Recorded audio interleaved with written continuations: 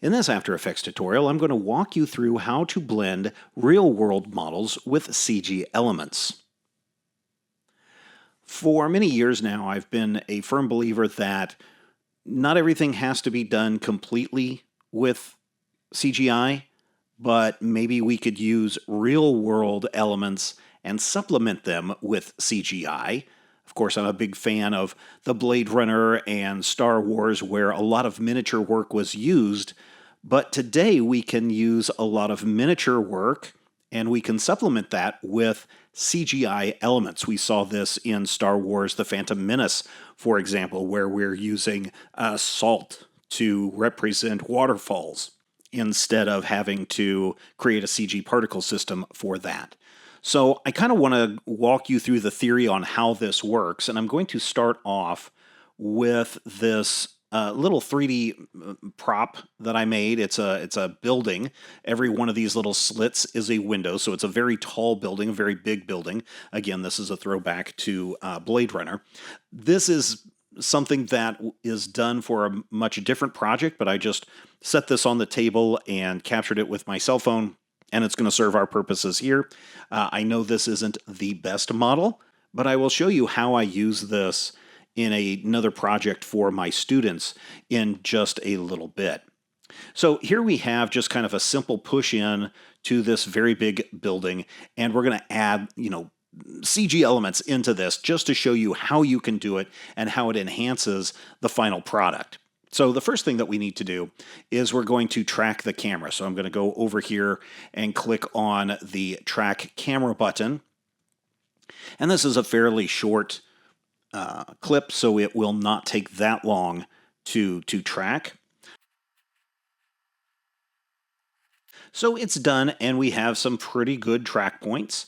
If you find it hard to see the track points in your scene, you can always go to track point size and increase that, and we can make these very large. I'm only going to increase these a little bit because I think they're fairly easy for me to see, maybe not for you to see.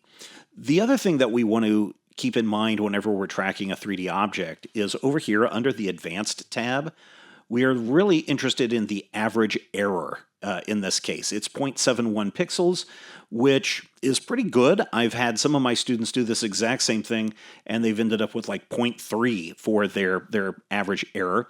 Anything under 1 is good, but the lower this number can be, the closer to 0 you can get, the better off you're going to be. You could, of course, do a detailed analysis, but in this case, I don't think it's going to improve our tracking at all. So in this scene, I want to add some elements to this building, and I think one of the things that I want to do is add a little ship that comes and lands on top of the building. So what I'm going to do is I'm going to select the points here on top of the building. Just pick these points right here. You don't have to select the points. You could actually just try to get After Effects to find the points that you want, something like that or something like this. But I find it best that I'm just going to select all the points that I know are there, and I'm going to right-click. And I'm going to set the ground plane and origin. First of all, since that is where our ground is going to be, more or less. And then I'm going to go in and create a solid and a camera. And what this does is it creates a 3D camera down here in our scene and also creates a solid object up here that we can then go in and manipulate. In fact, let's go to this and let us rename this one ground. And then I can go in and I can start to rotate this. I can scale it to size so that it fits the top of the building. And I can move this. I don't really want to move this up and down on the Z-axis because that's our orientation here. But I might need to. Let me just punch in a little bit and see if I can get this to resize. And again, this was a very quick project that I put together for some students a few years ago. So yes, it is hot glued all the way around the edges. It is not meant for close-up shots. It is really meant for far away distant shots, like establishing shots of your dystopian city. I think this is probably good enough for what I want to do for this project. We can always play through this to see if everything is sticking and it sticks fairly well. I think this will work.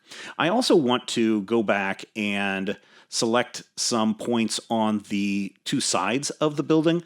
You could do this for a number of reasons. In this case, we're going to attach some 3D signage and maybe some other elements to the front of our building, and also use it for some track mats later on in the project. So again, I'm just going to go through, and this time I'm just going to lasso a bunch of points here in the front, and this time I'm going to just create a solid. And I'm going to call this one building left. And just, again, rotate this into position. And scale it the way that it needs to be scaled.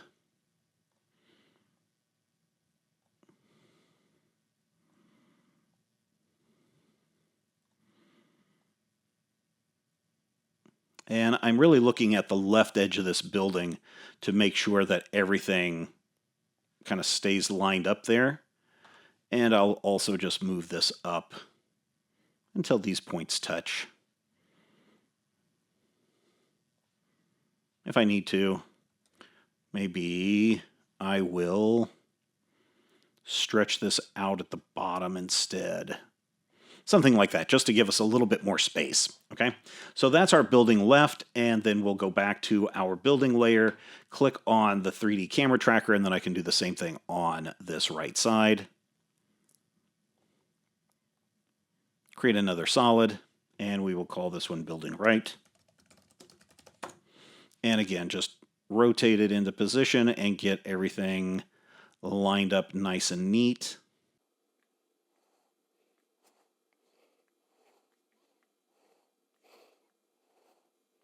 And again, I'm more concerned about the right edge of the building than I am about anything else, especially as it aligns to the top of our building up here. Okay, I'm also going to add a few null objects to this scene, so just for the moment, I'm going to turn these off. I'll get back to these. Don't worry, they're going to play an important role in our shot towards the end. I'm going to go back to my building, and I'm going to just select a few null points. I think I'm going to select this one right here, and I will create a null, and I'm going to call this one sign null. And its orientation and everything really doesn't matter at this point. And then maybe I think let's create one on the roof really quick. Let's get a good null on the roof just in case. And again, I will just grab this one right here, and I will put this one as a roof null. Now, there is one plugin that I think everybody should have if you are working in 3D and doing any kind of 3D and 2D compositing, and that is the this script called Normalize Track. This is a free script that you can get from workbench.tv. This was originally created by Hashi, the action movie dad, and they've gone through and they've created a whole little script that works great. It's free, and what it does is it allows us to go in and normalize this entire environment so that everything is kind of locked in place and together. And so all I'm doing is selecting all of my nulls, all of my 3D elements, and I'm clicking on this Normalize Track. And so now everything is in this world perfectly together, all right? Nothing's really changed except down here where my original footage has been put into another composition that is not visible. I mean, it's there if you really want it. You're not going to see it here. But this is a great little script to get to help you orient everything into your world. And we're going to see how that happens right now, because the first thing that I'm going to do is I'm going to add in an element, maybe a little generator up here onto the top of this, this rooftop. So here's this generator that I've added in. It's already here in my scene, but, and this is the problem that you may have when you are bringing in elements from other applications, this generator was one that I brought in from one of the Kit Bash collections, and it was simply removing this, saving it and then bringing it into After Effects. The problem is the anchor point for this is way off. This generator's anchor point was set to the world in which the Kit Bash project came in. There's an easy way that I use to fix this. I'm just going to go up to the top view, and we can see our generator here. I'm not worrying about parenting or scale or anything like that at the moment. I simply just want to move my anchor point, and maybe I will turn off this ground plane so we can really see what's going on here. I just want to move my anchor point to kind of the center bottom of this generator. And so now we'll go to the side view.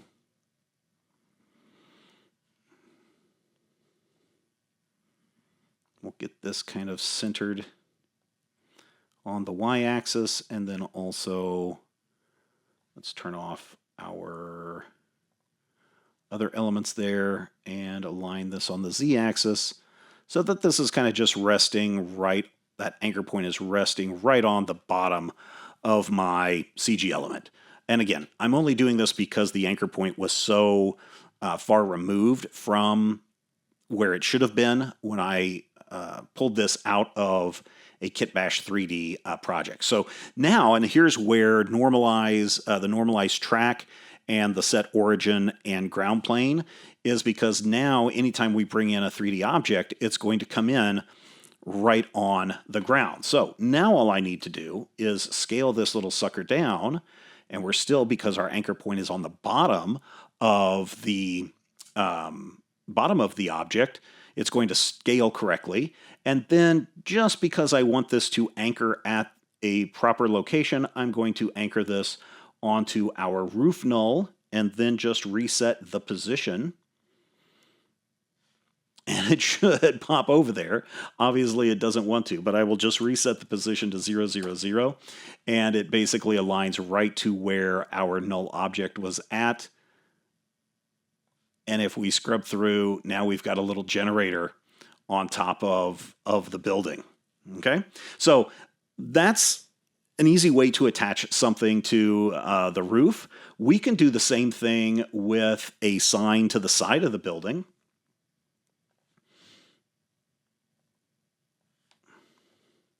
And so when you bring in a 3D object, you may be presented with this dialog box. And this dialog box is basically saying, hey, what size should this be to the entire building? And as you can see, this sign is really large as we bring it in. If you click on Make Comp Size, maybe it'll work for me.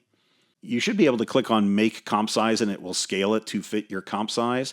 I'm going to bring this down to like 30%. Because I want this to be a really big sign hanging off the side of the building. And as before, I'm going to go to my top view, and I'm just going to make sure that the anchor point for this element is going to be right here where my cursor is, because that's where I want everything to pivot and move and attach. And so I've got it right there. That's pretty close. Something like right there, and then I can go to a side view and I can do the same thing. I can just raise this up, oops, not on that axis, and put it right there. So now it's kind of centered where this should pivot around. And again, I'm doing this these different views from this active camera dropdown. And I'm just going to a front view or a top view or a back view or whatever view I need to view my object kind of flat from a 2D perspective so that I can align that anchor point. And again, now that I've already put this into a world, I'm going to go ahead and rotate it. So I'm going to rotate this, let's see, not along that axis. not along that axis. I want to rotate this along the z-axis, and I'm going to make this negative 90 degrees so it's, essentially perpendicular to the side of the building. And then I can parent this to the sign null, and again, reset our position to 0, 0. And it is now stuck right here to the side of this building. And if I need to make some minor adjustments, like just rotating this back just a little bit, and it should stay stuck right to our building. It looks like it is throughout this entire piece. Now, all of these models that I acquired were acquired either from, as I mentioned, the generator was from Kitbash 3D, but a lot of these other models that I'm incorporating are either 3D objects from like Sketchfab or from TurboSquid or any of the other 3D sites that allow you to download 3D objects for free. So if you're looking for these specific objects, go just out there, look for giant sign. You'll find it. Okay, so now we have two elements. We have a little generator, we have a giant sign on the side of our building. I still want a little flying ship to come in and land, and again, this is not all to scale, as Doc Brown would say. Please forgive this, we're not doing this for scale because this is just a demonstration of how to bring in 3D elements and kind of fit them to your scene. But I am going to bring in this little flying futuristic car. There we go, make comp size, that works there. And we're going to scale it down again because we've parented and oriented everything to our world right here. The car comes in right on the rooftop where we want it to be. I've scaled this down really small. I'll leave it at 5%. Just, or 7%, just so that we can see what's going on. Now, I'm going to have this car fly in from over here, hover, and then land.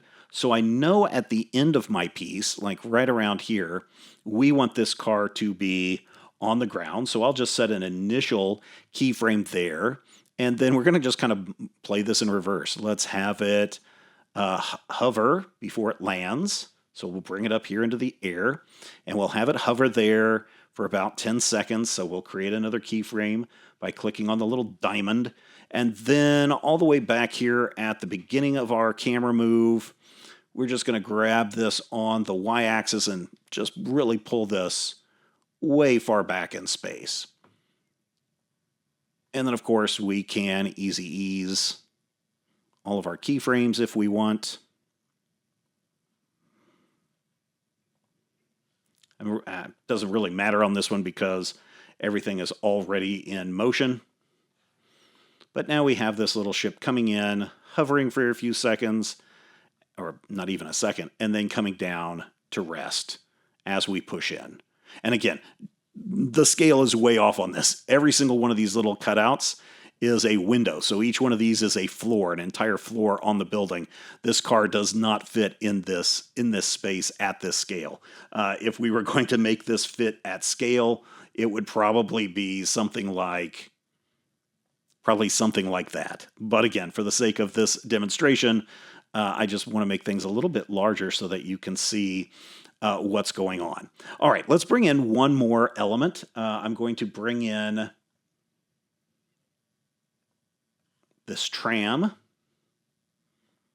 and we're going to scale it down to probably to like 5%, and it's still really large.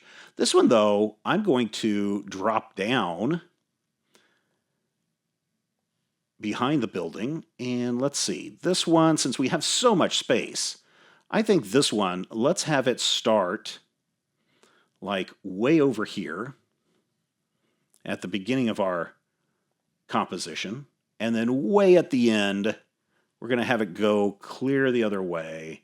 Okay, so we've got this over here on the side of the shot, and I'm just going to create an initial keyframe there, and then we're going to go all the way to the end, and on this x-axis, let's see if I'm moving it the correct way. I don't think I am.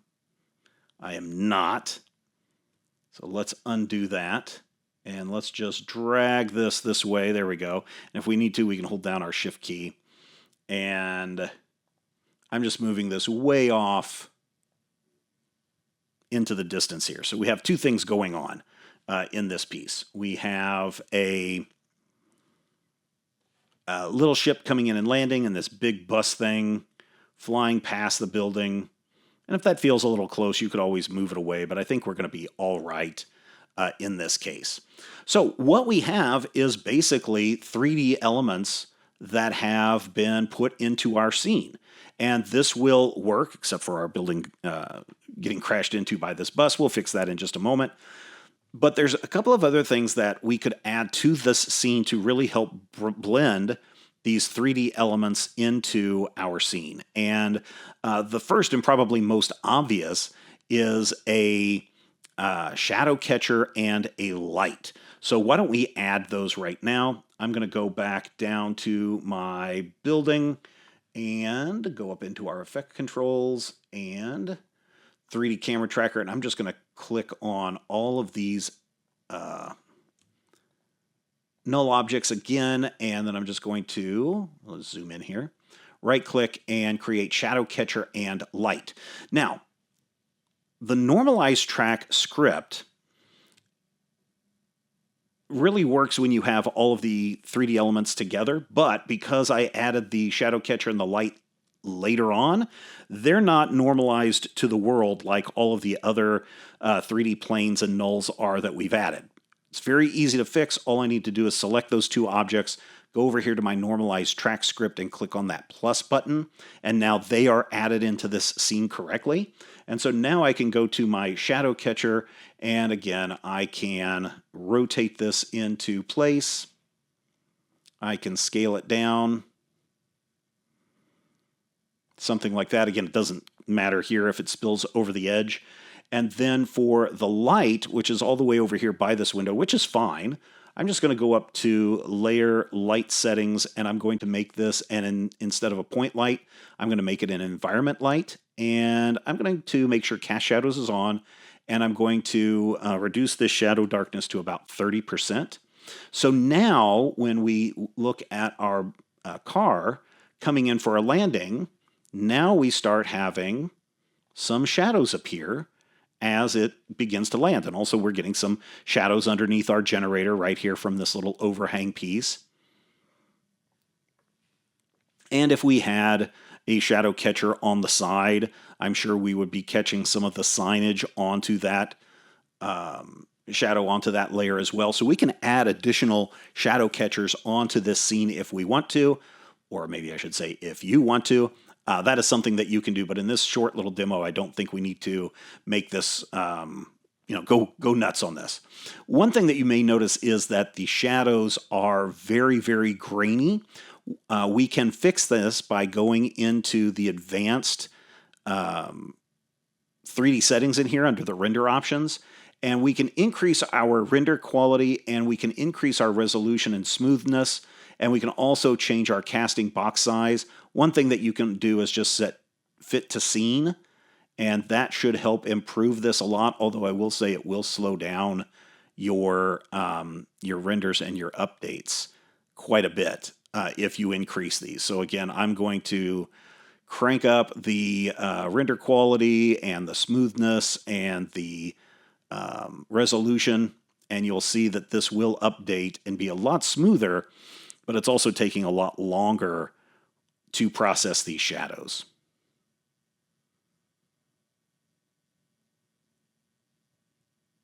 And I'm not sure that we see a big improvement there, but that is where you can, if you're having problems with your shadows not being super great, you can go in and check those boxes and change those settings to get something that's going to be a little bit better for what you want to do. Okay, so here we have our scene. The only thing that we don't have is we need to fix this bus so that it's not crashing into the side of the building or passing through the building and really ruining things. And this is one of those things where you can do some pre-planning and know ahead of time what you're going to need and use. And so that means that I can bring back my building left and my building right elements. Because I may want to use these a little bit later on, I'm just going to duplicate them, and then I'm going to take these duplicates and I'm going to turn them into a pre-comp. So Control Shift C or Command Shift C if you're on a Mac, and I'm just going to call this one Matte Wall. And I'm just going to move all my attributes into the new composition, hit OK.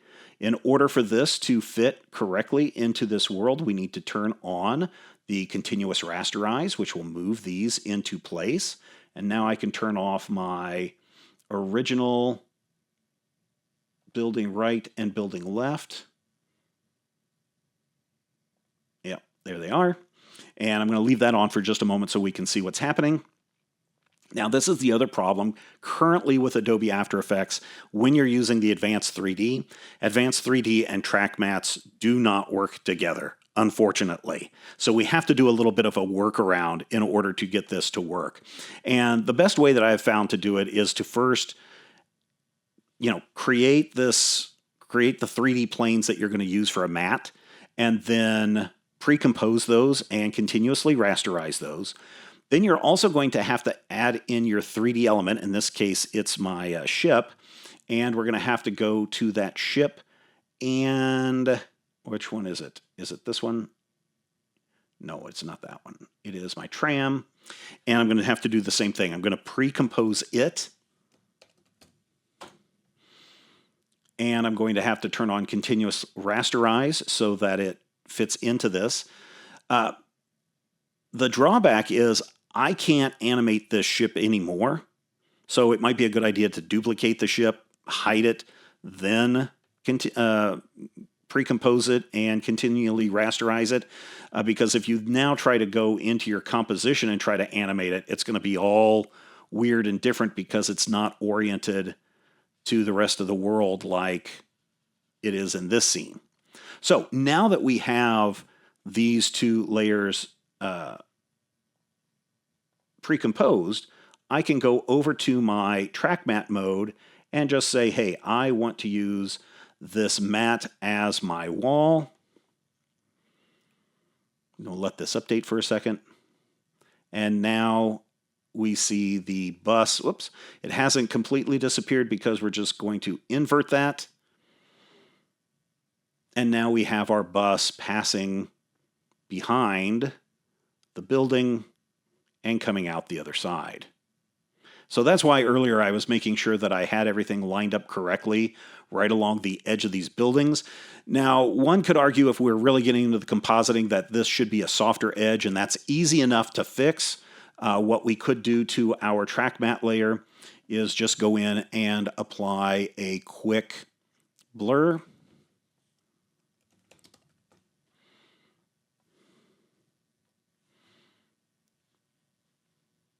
And give that maybe a blur radius of, let's say, 3. And that kind of blurs that out maybe a little bit more. Maybe we might want to use a mask expansion and contraction so that we're not having the bus blend into the building so much there. But that at least gives us an idea of how we can get this to work and pass behind our building, even though it's a 3D object. Now, there are all sorts of things that you can do with these 3D elements to take this small miniature and add more to it. So we could put a giant video wall on the side of this building. We could add more Nernies and Greeblies all over this that are 3D objects that could speed up the build time for a city that we are creating.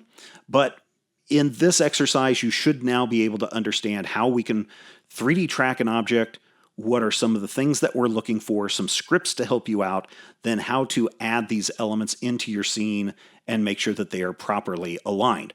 As I said, this building is part of a bigger project that I did with my students a few years ago, where we set up a little studio space and we had a bunch of buildings that we set up and lit from the inside so that they were lit. And then we did multiple passes. We had a slider that could do repeatable moves, and so we just repeated the building passes one where we had lights shining from below, another one where the lights from the inside were all lit up.